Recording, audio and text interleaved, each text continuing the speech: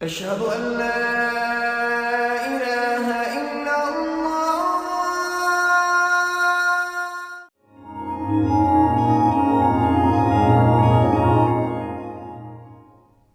লাকাদ হাক্কাল কওলু আলা আকসারিহিম ফাহুম লা ইউমিনুন। সত্য একেবারেই প্রকাশিত হয়ে গেছে। এর অর্থ হলো সত্য একদম পরিষ্কার হয়েছে। বার্তাটি যে সত্য তা বেশিরভাগ মানুষের কাছেই স্পষ্ট, তবুও তারা বিশ্বাস করে না। ফাহুম লা ইউমিনুন, যে তারা তবুও বিশ্বাস করবে না। আল্লাহ এখানে একেবারেই অবাক হবার মতো কিছু বলছেন। তিনি বলছেন তাদের বেশিরভাগই ইতোমধ্যেই জানে যে আপনি যেই বার্তা দিচ্ছেন সেটি পুরোপুরি কি সত্য, কিন্তু তবুও তারা ঈমান আনবে না। এর আগের আয়াতে তাদের অবচেতনার লম্বা ইতিহাসের কথা বলা হয়েছে, আর এই আয়াতে আছে তারা পুরোপুরি সচেতন, তারা এটা জানে, তবুও বিশ্বাস করবে না। তাহলে প্রশ্ন ওঠে, যদি তারা বিশ্বাস নাই করবে তবে লাভ কি এসবের? কেন বলা হচ্ছে যাও তাদেরকে সতর্ক করো আর তারা বিশ্বাস করবে না? আচ্ছা, একদম উপর থেকে শুরু করি। সত্য তাদের কাছে একেবারে স্পষ্ট কিভাবে হলো? এক অনস্বীকার্য সংমিশ্রণের কারণে। আল্লাহর নিখুঁত কালাম ও নবীজির নিখুঁত চরিত্র সাল্লাল্লাহু আলাইহি সাল্লাম, এভাবেই হেদায়েত ঘটে। ঠিক বার্তা আর বার্তাবাহক, সর্বশ্রেষ্ঠ বার্তাবাহক আর সর্বশ্রেষ্ঠ বার্তা একত্রে মিলিত হয়েছে। তাই এমনকি কাফিরও, অস্বীকারীও ভিতর ভিতর জানে যে কোনোভাবেই তার প্রত্যুত্তর তারা দিতে পারবে না। আমি কখনোই জানতে পারতাম না, আপনিও জানতে পারতেন না, এমনকি নবীজিও জানতে পারতেন না সাল্লাল্লাহু আলাইহি সাল্লাম। আল্লাহ ওদের অন্তরের ভেতরে ভালোভাবে নজর দিয়ে খুব সূক্ষ্মভাবে সেটার বিশ্লেষণ করলেন, এরপর আয়াত নাজিল করলেন। সত্য একেবারেই স্পষ্ট হয়ে গেছে, আর বেশিরভাগের বেলাতে এটাই হলো অবস্থা। তারা ভালো করেই জানে, তবুও কোনোভাবেই বিশ্বাস করবে না। এখন দেখার বিষয় হলো, নবী সাল্লাল্লাহু আলাইহি সাল্লামের বৈধতার জন্য কোরআন কি যথেষ্ট না? আল্লাহ কি শুরুতেই তার বৈধতা দেননি? তিনি বলেন, এটা শুধু তোমার বৈধতার জন্য যথেষ্ট না, বরং তাদের বৈধতার জন্য। চিন্তা করো না, তোমাকে কিছুই ভাবতে হবে না। নাকি তারা বোঝেনি? তারা ঠিকই বুঝেছে। আমি বলছি তারা বুঝেছে ঠিকই, কিন্তু শুধু তোমাকে তা দেখতে দিচ্ছে না। এখন প্রশ্ন হলো, এর ভিন্ন আরেকটি সুন্দর বিষয় এবং সেটার ভয়ঙ্কর দিকও। আল্লাহ বলছেন তারা বিশ্বাস করবে না। ফাহুম লা ইউমিনুন, এখানে ইউমিনুন হলো ক্রিয়াপদ। ক্রিয়াপদ ব্যবহৃত হলে সেটাকে অস্থায়ী বোঝানো হয়, অর্থাৎ এখন তারা বিশ্বাস করবে না, তবে শেষ পর্যন্ত কিছু একটা হলেও হতে পারে, তারা বিশ্বাস করতেও পারে। এখন ওটা কি? এটা আসলে কোরআনের একটা ইঙ্গিত। কোরআনের অনেকগুলো স্থানে এই মূলনীতি উল্লেখ করা হয়েছে। মনোযোগ দিয়ে শুনুন।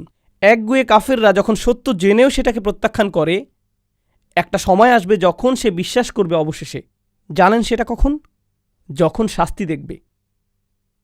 যখন তারা শাস্তি দেখবে তখন বলবে ইন্না মুমিনুন। সূরা দুখানে আল্লাহ যেমন বলেন, রব্বানা কশিফ আন্নাল আযাব ইন্না মুমিনুন, ইয়া রব আমাদের শাস্তি দূর করে দিন, আমরা বিশ্বাস করতে প্রস্তুত, বিশ্বাস করছি আমরা এখন। আবসারনা ওয়া সামি'না ফারজি'না না'মাল সালিহান, এখন আমরা দেখতে পাচ্ছি, শুনতে প্রস্তুত আমরা দেখছি, এখন শুনতে আমরা প্রস্তুত। আল্লাহ এখানে বলছেন তারা আপাতত বিশ্বাস করছে না, যেন ইঙ্গিত দিচ্ছেন যে তারা অবশেষে যখন শাস্তি দেখবে তখন কি হবে? বিশ্বাস করবে। কিন্তু অন্য স্থানে আল্লাহ বলছেন আন্না লাহুমুজ যিকরা, এখন আর কি লাভ? আমি গায়বের প্রতি বিশ্বাস আনতে বলেছিলাম তোমাদের, দৃশ্যমান কিছুর উপর বিশ্বাস আনতে বলিনি। একটা পশুও তো সেটা পারে। একটা বিড়ালও তো আগুন দেখে এমন করে মিয়াও, এটা তো কোনো অর্জনই নয়, এজন্য এটাকে বিশ্বাস করাও বলে না। তো এখন তিনি বলছেন যে তারা বিশ্বাস করবে না, কিন্তু এর পরের আয়াতে সবচাইতে গুরুত্বপূর্ণ অংশটি এতক্ষণ চেপে রাখছিলাম। আপনাদের খুব কঠিন এক প্রশ্ন করেছিলাম, তারা যদি বিশ্বাস নাই করবে তবে দাওয়াতের কি লাভ? অসম্ভব এই কাজ কেন আমাদের করতে বলছেন? এই আয়াতে একটা শব্দ আছে, এই প্রশ্ন সেই একটি আয়াতই দিয়ে দিচ্ছে। লাকাদ হাক্কাল কওলু আলা আকসারিহিম, তাদের অধিকাংশের কাছেই সত্যটা একেবারে পরিষ্কার হয়ে গেছে, তারপরও তারা বিশ্বাস করবে না। তাদের অধিকাংশই যদি বিশ্বাস না করে তাহলে কে করবে? তাদের অল্প সংখ্যক করবে, ঠিক। তাদের মধ্যে ছোট্ট এক সংখ্যালঘু অংশ বিশ্বাস করবে, ঠিক। আর নবীজিকে তাই বলা হচ্ছে সাল্লাল্লাহু আলাইহি সাল্লাম, আপনার সবাইকে সতর্ক করতে হবে, কারণ আপনি জানেন না কে কে বিশ্বাস করতে পারে। আমি আপনাকে জানিয়ে দিচ্ছি, যদিও যে বেশিরভাগই করবে না, এটাকে কঠিন সরল পথ তো আর অকারণে বলা হয় না। তাই আপনি অল্প কয়জনকে পাবেন, এটা জেনেই কাজ করুন। তারা কারা সেটাও আমি আপনাকে জানাবো না। আপনি যদি অন্তত বলে দেন যে তারা কারা, তাহলে আমার কাজটা একটু সহজ হতো, আমি তাদের কাছেই যেতাম, বাকি সবার পেছনে সময় নষ্ট করতাম না। না, বলবো না আপনাকে, শুধু বেশিরভাগই ঈমান আনবে না। তো এজন্যই আসলেই তারা বিশ্বাস করবেই না। মানে এত একগুঁয়ে জেদি কেন তারা? ইন্না জাআলনা ফি আনাকিহিম আগলালান, কোনো সন্দেহ নেই আমি তাদের বেরি পরিয়েছি, লোহার বেরি তাদের গলাতে। লোহার তৈরি মোটা বেরি, দেখতে এরকম ব্রেসলেটের মতো, এর সাথে শেকল লাগানো। কখন কাউকে এরকম পরানো হয়? না, আরও বেশি বড় শাস্তি চিন্তা করুন, জেলখানা, কারাগারে। এসব মানুষদের পাশাপাশি শেকল দিয়ে বেঁধে রাখা, একের পর এক একের পর এক একের পর এক, প্রত্যেকের গলায় বেরি। ফাহিয়া ইলাল আযকান, এই বেরি চিবুক পর্যন্ত, মানে এটা এভাবে থাকে একদম চিবুক পর্যন্ত, এভাবে হাঁটতে হয় তখন। ফাহুম মুকমাহুন, তাদের গলা এভাবে উঁচু হয়ে আছে। এভাবেই এটা সেই জেলখানার চিত্র। আমি চাই আপনারা মনে রাখুন, এটা কিসের চিত্র? জেলখানার। তো এখানে সেটার সাথে কি সম্পর্ক? আল্লাহ কিন্তু আপনাকে বলছেন না যে আপনি যদি এখন কুরাইশদের কাছে যান, যদি আবু জাহেলের কাছে যান, এখনই তাকে এরকম বেরি পরা অবস্থায় দেখবেন। না না না না, এই বেরি কি দৃশ্যমান নাকি অদৃশ্য? এটা অদৃশ্য এক বেরি।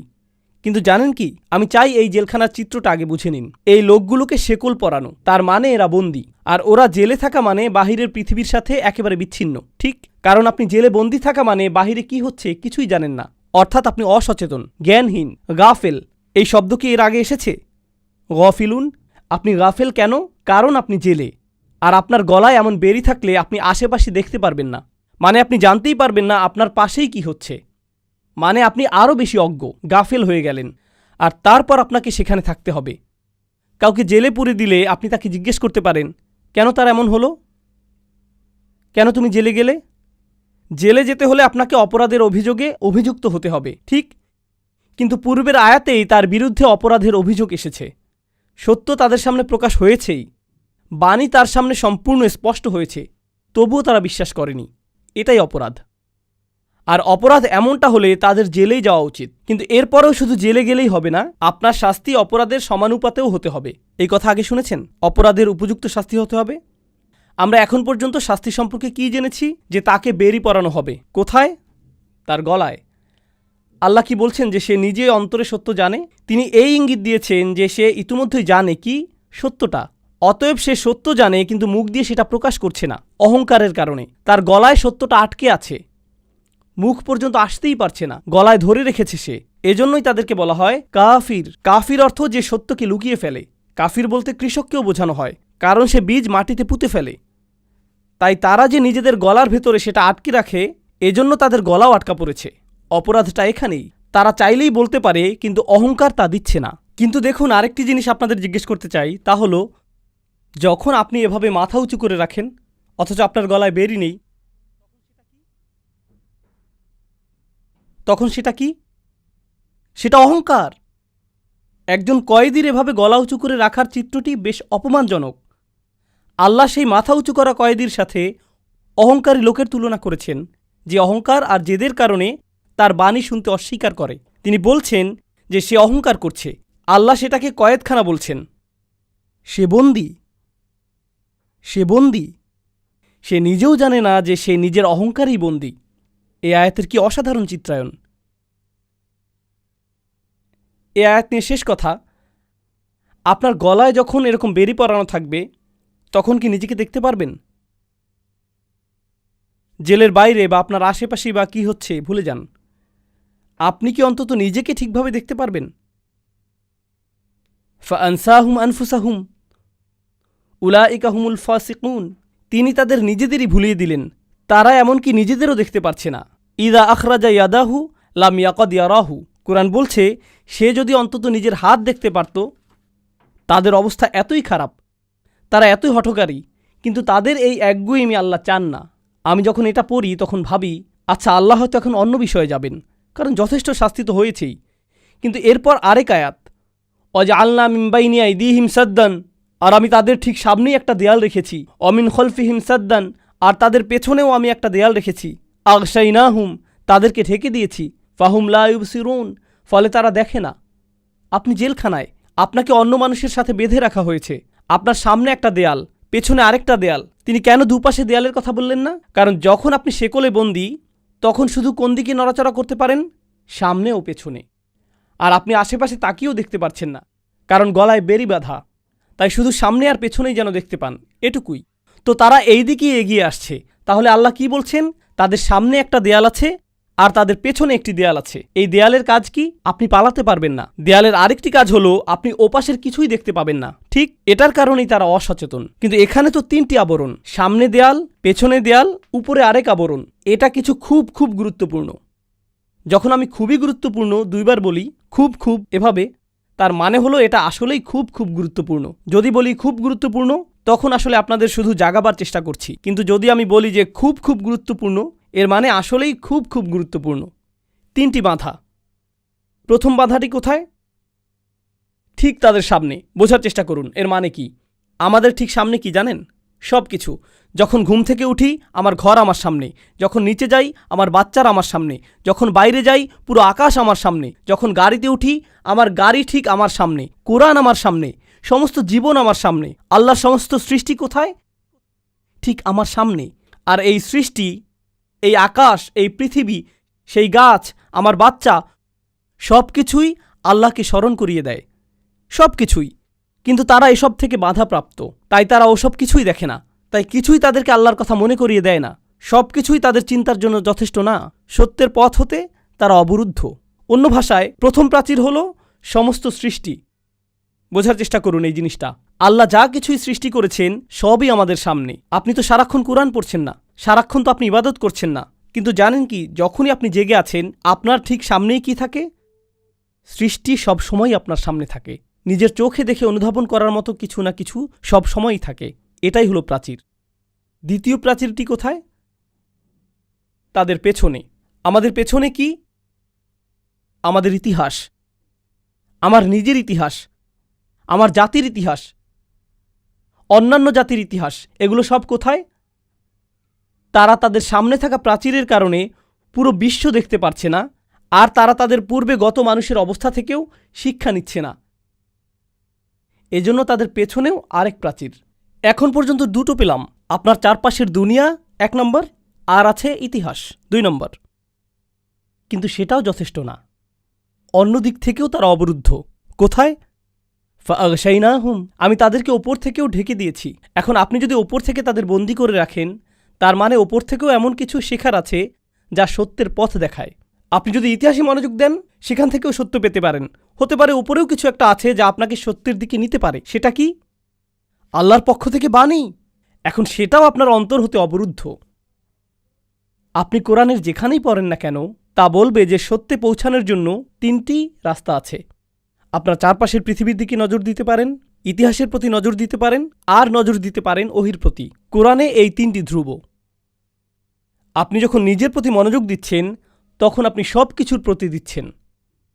সানুরিহিম আয়াতিনা ফিল আফাকি ওয়া ফি আনফুসিহিম হাত্তা ইয়াতাবায়্যানা লাহুম আন্নাহুল হক। আপনার চারপাশের পৃথিবীটাই সত্যে পৌঁছানোর প্রথম ধাপ, ইতিহাস। আর যারা ইতিহাস নিয়ে চিন্তা করতে পারে তারাও সত্যে পৌঁছাতে পারে। আর সত্যে পৌঁছানোর সবচাইতে শক্তিশালী পথটি অবশ্যই সেটা যা ওপর থেকে আসে। অথচ এই মানুষগুলো পুরোপুরি অবরুদ্ধ। তাই ওহি তো দূরে থাক, তারা তো এই বাণী শুনছেই না। নবীজি সাল্লাল্লাহু আলাইহি সাল্লামকে তারা আপনাকে শুনবে না। অথচ তা কোরআন উপর থেকে এসেছে। অথচ তা কোরআন উপর থেকে এসেছে। এটা বলতে বলার আগে দেখুন, সেটা তো তাদের প্রথম অপরাধী না। তারা তো তাদের আশেপাশের পৃথিবীটাতেই মনোযোগ দেয় না। তারা ধ্বংসাবশেষ নিয়েও চিন্তিত না। তারা তো অতীত জাতির ধ্বংসাবশেষের পাশ দিয়ে গিয়েছে। আরবরা যেত এভাবে। অথচ তারা 2বার ভাবত না, এখানে কি হয়েছে, এখানে কি হয়েছে। ফাহুম লা ইউবসিরুন। তাদের এই অবস্থা কেন হলো? তারা এমনটা কখনোই ভাবেনি। কি এক চিত্রায়ন, কি অসাধারণ চিত্রায়ন। আর এই সব কিছুর শেষে এখন নবীজি সাল্লাল্লাহু আলাইহি সাল্লামকে বলা হচ্ছে তিনি কি সংখ্যাগুরুদের পাবেন নাকি সংখ্যালঘুদের? এখন বলা হচ্ছে বেশিরভাগ মানুষই খারাপ, কোনো আশা নেই। ওয়াসাওয়াউন আলাইহিম আনযারতাহুম আম লাম তুনযিরহুম লা ইউমিনুন। সব একই রকম। আপনি তাদেরকে সতর্ক করেন আর নাই করেন, তারা বিশ্বাস করবেই না। হে আল্লাহ, আপনিই আমাকে বলেছিলেন তাদের সতর্ক করতে। এখন বলছেন তাদেরকে সতর্ক করি আর না করি লাভ নেই। তাদের জনসংখ্যার বিশাল গোষ্ঠীর ব্যাপারে আসলেই কোনো লাভ নেই। এই মানুষগুলোর ব্যাপারেই যদি নবীজিকে বলা হয়ে থাকে সাল্লাল্লাহু আলাইহি সাল্লাম, তবে তাদের বেশিরভাগের গলাতেই শেকল আর বেরি লাগানো। তাদের বড় অংশের কোনো কিছুতেই কোনো মনোযোগ নেই আর। কিন্তু তবুও তাকে করতে হয়। কেন বাপু? কেনই বা তাদের বেশিরভাগ বিশ্বাস রাখবে না? এমনকি কোরআনও, এমনকি রাসূলুল্লাহ সাল্লাল্লাহু আলাইহি সাল্লামের নিজ কণ্ঠের কোরআনও নয়। এত একগুঁয়ে তারা কিভাবে হতে পারে যে স্বয়ং নবীর কণ্ঠের কোরআনও তাদের জন্য যথেষ্ট না? এরকম অবস্থাটি বেশ হতাশাজনক। আর এমনটা যখন হবে, যখন তারা হতাশায় থাকবে, নবীকে তখন বলা হচ্ছে সাল্লাল্লাহু আলাইহি সাল্লাম, ইন্নামা তুনজিরু মানিত্তাবা আয-যিকরা, আপনি শুধু তাকেই সতর্ক করতে পারবেন যে জিকিরের অনুসরণ করে। এই আয়াত সম্পর্কে বলার আগে আপনাদের আরেকটা জিনিস বলতে চাই। সত্যে পৌঁছাবার কয়টি পথের কথা বলেছি আমি? 3। সেগুলো কি কি? একদম সোজা, খুব খুব গুরুত্বপূর্ণ। আমি বলেছিলাম সৃষ্টি, ইতিহাস, ওহী। ঠিক? ওকে, সৃষ্টি, ইতিহাস, ওহী হলো কিভাবে আপনি আপনার মস্তিষ্ক ব্যবহার করে সত্যে পৌঁছাতে পারবেন। একবার সত্য পেয়ে গেলে তখনই সতর্কতাগুলোর উপকার পাবেন আপনি। তাহলে 1টি, 2টি, 3টি, 4 নম্বর কোনটি? সতর্কবার্তাগুলো। সত্যে পৌঁছাবার আগে যদি সতর্কবার্তা দিয়ে দেন তবে তার কোনো অর্থই হবে না। আমাদের বাচ্চারা কখনো এমন হয় ইসলাম সম্পর্কে জানেই না। নামাজ পড়ো বাবা। কেন নামাজ পড়বো আম্মা? কারণ না পড়লে আল্লাহ রাগ করবেন, আর আমি আরও বেশি রাগ করব। আপনি ভয় দেখাতে খুব পছন্দ করেন, কিন্তু তার আগে সত্যটা বুঝিয়ে দেন না। এমন করলে কি হয় জানেন? মানুষ পালিয়ে যায়। যারা সত্য থেকে উপকৃত হয়, সতর্কতা মূলত তাদের জন্যেই। আর সত্যের পথগুলো কি কি? আপনার চারপাশের পৃথিবী, ইতিহাস আর ওহী। ঠিক দেখলেন সতর্কবাণী কখন আসলো? এখন সতর্কবাণী এসেছে এখানে। এখন আল্লাহ বলছেন এই 3টি রাস্তা যখন বন্ধ, তখন আপনি যতই সতর্ক করেন না কেন তারা বিশ্বাস করবেই না, কোনো কাজেই আসবে না। অন্যের সাথে ইসলাম নিয়ে কিভাবে কথা বলবেন সেটার উপর কি এর প্রভাব পড়ে না? আমাদের কি তাহলে শুধু সতর্ক করার তুলনায় সঠিকভাবে চিন্তা করার প্রতি মনোযোগ দেওয়া উচিত নয়? যদি আপনি মানুষকে সতর্ক করতে চান, কি দিয়ে শুরু করা উচিত? সঠিকভাবে চিন্তা করার উপায়। ইতিহাস নিয়ে চিন্তা করতে শেখান, ওহী নিয়ে চিন্তা করতে শেখান, তাদের চারপাশের বিশ্ব নিয়ে চিন্তা করতে শেখান। এরপর তাদের সতর্কবাণীটি দিন। আমার ধারণা হলো আজকাল বেশিরভাগ মুসলিমেরই ইসলাম নিয়ে আনুষ্ঠানিক তো দূরে থাক, সাধারণ জ্ঞানটিও নেই। আমিও এর অন্তর্ভুক্ত। কি হতাশাজনক পৃথিবীতে আমরা বাস করছি। আমাদের দোষ না এটা। এখন যদি কারো জ্ঞানের সঠিক ভিত্তিই না থাকে, আর আপনি এসে তাকে 1 ঘন্টা যাবৎ জাহান্নামের আগুনের উত্তাপ নিয়ে বলেন, তাহলে তো সমস্যা হবেই, কারণ তার ভিত্তিই তো ঠিক নেই। নবীগণ আলাইহিমুসসালাতু ওয়াসসালাম কিন্তু শুরুতেই সতর্ক করতেন না। তারা এভাবে শুরু করতেন না, বরং দাওয়াতের অনেক পর এই কাজ করতেন। তো এখন চলুন এই আয়াত নিয়ে কথা বলি। আপনি শুধুই তাদেরকেই সতর্ক করতে পারবেন যারা উপদেশের অনুসরণ করছে, মানিত্তাবা আয-যিকরা। দেখুন, যখন আল্লাহ মান ব্যবহার করেন তখন বোঝাচ্ছেন 1-2 হতে পারতেন, তখন বোঝাচ্ছেন 1-2 হয়তো পেতে পারেন। মান শব্দটি মানে অপরিচিত কেউ একজন। যেমন ইন্নামা তুনজিরুল্লাযিত্তাবা আয-যিকরা, তাহলে সেটা পরিচিত কেউ হতো, কিন্তু মান অর্থ অপরিচিত কেউ। অন্যভাবে বললে নবীজি অনেক মানুষের সাথে কথা বলেছেন সাল্লাল্লাহু আলাইহি সাল্লাম, আর সেখানে কেউ একজন আছে, তিনি এখনো জানেন না সে কে, অথচ সেই লোক তার কথা শুনছে, সেটা নিয়ে ভাবছে। এখন উপদেশের অনুসরণ করা আর আদেশ পালন করার মাঝে পার্থক্য আছে। আপনি যখন সালাত আদায়ের আদেশ পালন করেন তখন তাকে নামাজ পড়তে দেখেন, বলতে পারেন এই লোকটি আল্লাহর আদেশ পালন করছে।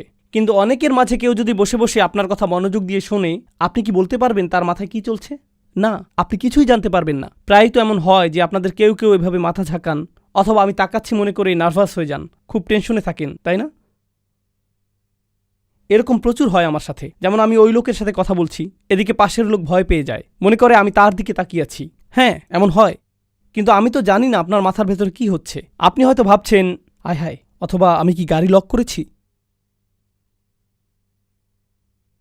কেউ কেউ ভাবছে খেলাটা কয়টায় শুরু হবে। বিভিন্ন জিনিস ঘুরতে থাকে আপনাদের মনের ভেতর, আমি জানি না। নবীজি সাল্লাল্লাহু আলাইহি সাল্লামও জানেন না মানুষের মনের ভেতর কি কি ঘটছে, তার জানার কথাও না।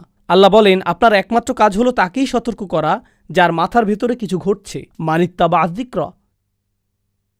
আল্লাহর কথাগুলো কত নিখুঁত দেখুন। ও খশিয়া রহমান, আর সে কাকে ভয় পায়? আর রহমান বিল গায়ব, অদৃশ্যে ভয় পায়। সে গায়বের ভেতর আর রহমানকে ভয় পায়। সেটা কেন? রহমান তো অবশ্যই গায়বের ভেতর। তাহলে গায়বের ভেতর বলতে কি বোঝাচ্ছে? আসলে এর মানে হলো সে প্রকাশ্যে আল্লাহর প্রতি আর রহমানের প্রতি ভয় দেখিয়ে বেড়ায় না। কোথায় দেখায় তাহলে? গোপনে। মানে আপনি এখনো জানেন না সে কে, কারণ সে লুকিয়ে লুকিয়ে আর রহমানকে ভয় পায়। নবীজি সাল্লাল্লাহু আলাইহি সাল্লামের কোনো ধারণাই নেই যে তার শ্রোতাদের মাঝে কেউ কেউ মুসলিম হয়ে যাচ্ছে। তিনি শুধুই শুনবেন, তাকে শুধুই আল্লাহর উপর ভরসা করতে হবে। এখন এটার মনস্তাত্ত্বিক প্রভাবের কথা চিন্তা করুন। তিনি তার প্রতি আক্রমণাত্মক এক জনগোষ্ঠীর সাথে কথা বলছেন, আর আল্লাহ বলছেন এই শ্রোতাদের মাঝেই কেউ একজন আছে যে আপনাকে গ্রহণ করছে, যদিও জনতা আপনার বিরুদ্ধে। তাই সেই একজন লোককে বলুন, ফাবাশশিরহু বিমাগফিরাতিন ওয়া আজরিন কারিম। সেই একজনকেই ক্ষমার সুসংবাদ দিন, বিশাল প্রতিদানের অভিনন্দন জানান তাকে। এখানে দেখুন কি অসাধারণ ব্যাপার যে আল্লাহ আয্যা ওয়া জাল্লা এই আয়াতে প্রথমেই সেই ব্যক্তিকে নিজের থেকে ক্ষমা করছেন। আপনারা জানেন কেন? কারণ আপনি যদি সেই শ্রোতাদের একজন হন, তাহলে আপনি এখন নবীজি সাল্লাল্লাহু আলাইহি সাল্লামের কথা শুনছেন। তার মানে আপনার পূর্বের জীবন ভালো নাকি পাপের জীবন ছিল? আপনি পাপের জীবন অতিবাহিত করে আসছেন। তাই সত্য শোনার সাথে সাথেই আপনার অপরাধ বোধ কাজ করা শুরু করে। আপনি ভাবতে থাকেন, আমি কত পাপ করেছি এই জীবনে, আমার পুরো জীবনটাই নষ্ট করে ফেলেছি। এটা মুসলিমের সাথেও হয়। আজকাল কোনো মুসলিমকে কেউ একজন ইউটিউবে ভিডিও পাঠালো, সেটা দেখে তার অবস্থা হয়, ইয়া আল্লাহ, আমি কত খারাপ, আমার জীবনে পরিবর্তন আনতেই হবে, আমি এটা কি করলাম? অপরাধ বোধ কুরে কুরে খায়, তাই না? আর এমনটা হবার সাথে সাথেই নবীজি সেই মানুষদের বলছেন, সেই লোকটিকে বলছেন, তোমাকে অভিনন্দন জানাই আমি, তুমি ক্ষমা পেয়েছ। এই লোকের তো সবচেয়ে আগে এটাই দরকার। যা গেছে গেছে, সব অতীত, এখন ভবিষ্যতের কথা ভাবো। কিন্তু এরপর নতুন সমস্যার উদ্ভব। যদি আমি ইসলামে প্রবেশ করিও, এই নবীর কি অবস্থা হচ্ছে দেখো। সবাই তাকে নিয়ে মজা করছে, তাকে মিথ্যুক বলছে, পাগল বলছে তারা। পুরো জনতা তার উপর ক্ষিপ্ত। তাকে যদি অনুসরণ করি, আমার অবস্থাটা কি হবে? একই জিনিস, তারা ভাববে আমিই তার দলের একজন, আমার পেছনেও লাগবে তারা, আমি সমস্ত সম্মান হারাবো, তাই না? যেন সেই নবী আগে সম্মানিত মানুষ ছিলেন, এরপর যখন নবী হয়ে গেলেন, রাসূল হবার দাবি করলেন, তখন কেউ আর সম্মান করে না। তাকে তো কেউ রেহাই দেয়নি, অথচ তিনিই শহরের সবচেয়ে সভ্য মানুষ। আমাকে কি তার ছেড়ে দেবে? কোরআনের অসাধারণত্ব দেখুন, তাকে ক্ষমার অভিনন্দন দিচ্ছে। আগেই বলেছি, উত্তম প্রতিদানের সুসংবাদ দিচ্ছে, উত্তম প্রতিদানের সুসংবাদ দিচ্ছে, আজরিন কারিম। কেন? কারণ এখন আপনার উচিত নয় মানুষের কাছে সম্মান খোঁজা। আপনার একমাত্র কাজ হলো আল্লাহর কাছেই সম্মান তালাশ করা। সম্মান আর মর্যাদার সংজ্ঞা আপনার কাছে পাল্টে যাবে। মানুষ কি ভাববে সেটা আর পরোয়া করবেন না। আপনি নিজেই এখন বড় মানুষ, আপনি নিজেই এখন স্বাধীন মহিলা। মর্যাদা একমাত্র আপনি আল্লাহর কাছেই চান। সামাজিক চাপ থেকে আপনি মুক্ত হয়ে গেছেন। এই একটি বক্তব্য মাত্র কি করছে জানেন? আপনার আশা থাকা উচিত, মানুষের ভয় আপনার আর থাকবে না। এটাই মাগফিরাতুন ওয়া আজরিন কারিম। কি চমৎকার! মানুষ তো অন্য কিছুর চাইতে এটাই বেশি প্রয়োজন। ফাবাশশিরহু বিমাগফিরাতিন ওয়া আজরিন কারিম। প্রায় শেষের দিকে আমরা, আর একটা আয়াত মাত্র। ইন্না নাহনু নুহিল মাউতা। কোনো সন্দেহ নেই, আমি মৃতদের জীবন দান করি। ইয়া আল্লাহ, এই কথা এখানে কেন? এতক্ষণের কথোপকথন তো মৃত্যুর পরের জীবন নিয়েছিল। কথা হচ্ছিল বেশিরভাগ মানুষকে সতর্ক করা নিয়ে, যদিও তারা শুনবে না। কোরআন কতটা নিখুঁত এইসব নিয়ে, কিন্তু তবুও তাদের যায় আসে না। খুব খুব কম মানুষ, হয়তোবা মাত্র একজন শুনবে, এই কথাই হচ্ছিল না। আর হঠাৎ করেই কথাবার্তার শেষে এসে আমি মৃতকে জীবনদান করি কেন?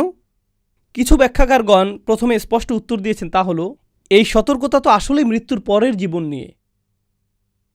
তাই এই বার্তাগুলো এই সতর্কতা দিয়েই শেষ করি যে আমি মৃতদের জীবন দান করব, যা কিছুই হোক না কেন। এটাই সেই সতর্ক বার্তা। কিন্তু আরেক ধাপ এগিয়ে বলি, আপনাদের বলেছিলাম এই কুরাইশদের যে সতর্ক করা হচ্ছে, বহু প্রজন্ম ধরে তাদের সতর্ক করা হয়নি, তারা গাফিল ছিল। মা উনদিরা আবাউহুম ফাহুম গাফিলুন। আপনি এটাও বলতে পারেন যে তাদের কারো কারো হৃদয় মৃত হয়ে গিয়েছিল, তাই না? আর নবীজি সাল্লাল্লাহু আলাইহি সাল্লাম তাদের কাছে দিন যতই প্রচার করুক না কেন, কোনো কিছুই হয় না। প্রতিদিন তিনি তাদের বলেন, কোনো পরিবর্তন আসে না। কিন্তু আল্লাহ তাকে বলছেন, আমি মৃতদের জীবন দেই। মানুষের উপর হাল ছাড়বেন না। তাদের জীবন দেয়া, ইমানের দিকে নিয়ে আসা আপনার কাজ নয়, এটা আমার কাজ। আপনার কাজ হলো সতর্ক করা। আপনি জানেন না বহু বছর ধরে মৃত কোনো মানুষের হৃদয়ে আল্লাহ প্রাণ নিয়ে আসবেন। তুমি জানো না কখন ওমর ফিরবে, জানো না কখন হামজা ঈমান আনবে, তুমি জানো না কখন আবু সুফিয়ান মুসলিম হবে। তাড়াতাড়ি হবে না এসব। তুমি জানো না কখন খালিদ ইবনে ওয়ালিদ ফিরবে। অনেক বছর লেগেছে, যুদ্ধ লেগেছে, তিনি নিজেই মুসলিম মেরেছিলেন মুসলিম হবার আগে। মানে সত্যি সত্যি এটা তোমার কাজ নয়। শুধু আমি মৃতদের জীবন দান করি। নবীজির পর হতে সব দায়ী, বার্তাবাহক, আলেম ইত্যাদি, তাদের কি বলা হচ্ছে যে এমনকি আমি রাসূলুল্লাহ সাল্লাল্লাহু আলাইহি সাল্লাম নিজেও মানুষকে বদলাতে পারি না। মানুষকে বদলাতে পারে না। মানুষকে পুনরুজ্জীবন দেয় না। কে দেন? আল্লাহ দেন। কোনো ভিডিও আপনার জীবন পরিবর্তন করেনি, আল্লাহ করেছেন। কোনো বক্তব্য আপনার জীবন পরিবর্তন করেনি, আল্লাহ করেছেন। আমার শিক্ষক এই ব্যাপারটা বোঝাতেন কুন ফায়াকুন দিয়ে। তিনি বলতেন, একজন খতিব, বক্তা বা আলিম কথা বলছেন, তার মুখ হতে শব্দ বের হচ্ছে, সেগুলো মানুষের কানেও যাচ্ছে, সবাই একই শব্দ শুনতে পাচ্ছে, কিন্তু তাদের কোনো একজনের জন্য আল্লাহ বললেন কুন, সাথে সাথেই তার জীবন বদলে যাচ্ছে। একটিমাত্র বাক্যেই 8 ঘন্টার বক বক বক বক বক। এই বক্তার কারণে এমন হয়নি, আল্লাহর কারণে হয়েছে। আমি মৃতদের জীবন দান করি। আর যারা শুনছে না, চিন্তা করো না, এমন না যে তারা যা করছে তাতে পার পেয়ে যাবে। ওয়ানাক্তুবু মা কদ্দামু ওয়া আসারহুম, আমি লিখে রাখছি, আমি তার বিনিয়োগগুলো প্রতিনিয়ত লিখছি। আপনি যাই করেন সব ভবিষ্যতের জন্য বিনিয়োগ।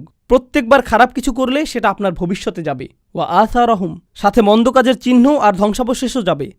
জানেন এই আয়াত কি সম্পর্কে? আমরা প্রতিদিন যে ইতিহাস তৈরি করছি সেটা সম্পর্কেই এই আয়াত। কুরাইশ ইতিহাস তৈরি করছে, তারা জানেও না তারা ভবিষ্যতের জন্য উদাহরণ রেখে যাচ্ছে। আল্লাহ সেটা লিখে রাখছেন, আর প্রতিদিন তারা পেছনে ধ্বংসস্তূপ রেখে যাচ্ছে। ধ্বংসের এক লম্বা সারি ফেলে যাচ্ছে তারা, অন্যরা সেখান থেকে শিখবে। তো আল্লাহ এই অংশটির সমাপ্তি টানছেন, ওয়াকুল্লা শাইইন আহসাইনাহু ফি ইমামিম মুবিন। আর সব কিছু, তারা যা কিছুই করে, নবীজি সাল্লাল্লাহু আলাইহি সাল্লামকে বলা হচ্ছে কোনো কিছু থেকেই তারা পার পাবে না। আপনারা জানেন মুসলিমরা কিভাবে হতাশ হয়ে যায়? আপনি জানেন ওরা ইদানিং কি করছে? জানেন তারা এইমাত্র ভিডিও বানিয়েছে, কি প্রচারণা চালিয়েছে? ওয়াকুল্লা শাইইন আহসাইনাহু ফি ইমামিম মুবিন। আমি সব কিছুই নথিভুক্ত করছি, সব কিছুই নিখুঁতভাবে নথিভুক্ত করছি আমি। ইহসা শব্দের অর্থ হলো গণনা। প্রাচীন লোকজন যেভাবে গণনা করত, তাদের কাছে বোতল থাকত, যেন এভাবে গণনা ভুল না হয়ে যায়, কারণ এভাবে এভাবে গুনলে ভুল হয়ে যেতে পারে। প্রত্যেক গণনায় যদি পাথর ফেলেন তাহলে গণনা সঠিক হবে, এটাকে বলে ইহসা। আল্লাহ বলছেন, আমি পুরোপুরি খোলা একটি বইতে সব কিছু নিখুঁতভাবে লিখে রাখছি, তাদের সামনে সেটা খুলে ধরা হবে। ইমামিম মুবিন, ইমাম শব্দটি আসে আমাম থেকে, এর মানে সম্মুখে। প্রত্যেকটি জিনিস নিখুঁতভাবে নথিভুক্ত করা আছে এতে। সুতরাং আপনি চিন্তা করবেন না, তারা কিছুতেই ছাড়া পায়নি। সূরার শুরুতেই নবীকে বৈধতা দেয়া হচ্ছিল, মনে আছে? নবী সাল্লাল্লাহু আলাইহি সাল্লামকে বৈধতা দেয়া হয়েছে। এই প্রথম অনুচ্ছেদের শেষে কয়টি অনুচ্ছেদ? 6টি অনুচ্ছেদ। আলহামদুলিল্লাহ, প্রথম আর সবচাইতে বড়টি শেষ, আলহামদুলিল্লাহ। এর শেষে নবী সাল্লাল্লাহু আলাইহি সাল্লামকে সান্ত্বনা দেয়া হচ্ছে। এই সান্ত্বনা দেয়া হচ্ছে যে তাদের অপরাধ কিন্তু ভুলে যাওয়া হবে না, সব লিখে রাখা হচ্ছে, সব কিছু নথিভুক্ত হচ্ছে। বারাকাল্লাহু লি ওয়া লাকুম। আমি 12 মিনিট দেব কথাবার্তার জন্য। أشهد أن لا